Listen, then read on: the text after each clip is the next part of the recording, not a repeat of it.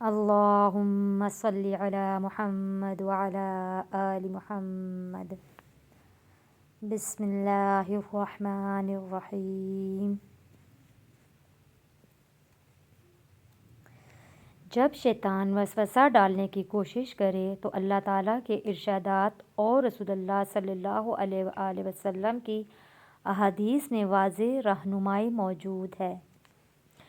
قرآن اور حدیث میں ہمیں بتایا گیا ہے کہ شیطان کا مقصد انسان کو نیکی سے دور کر کے گمراہی کی طرف لے جانا ہے۔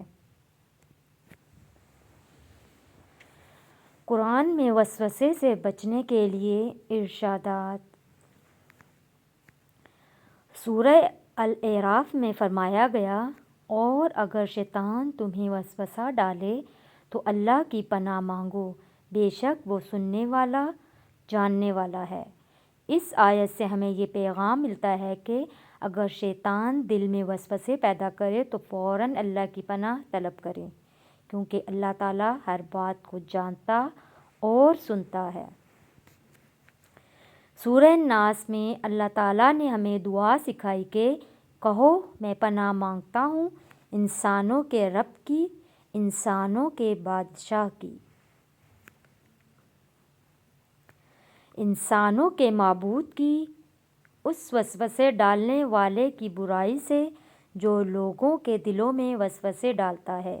یہ آیات وسوسوں سے بچنے کے لیے نہایت اہم دعا ہیں، کیونکہ شیطان انسان کے دل میں مختلف خیالات ڈال کر اسے اللہ سے دور کرنا چاہتا ہے۔ حدیث میں شیطانی وسوسے سے بچنے کی رہنمائی۔ رسول اللہ صلی اللہ علیہ وآلہ وسلم نے فرمایا، جب تم میں سے کسی کے دل میں شیطانی وسوسہ پیدا ہو کہ اللہ نے یہ سب کس طرح پیدا کیا، تو وہ کہے میں اللہ اور اس کے رسول پر ایمان لایا، اور شیطان سے اللہ کی پناہ مانگے۔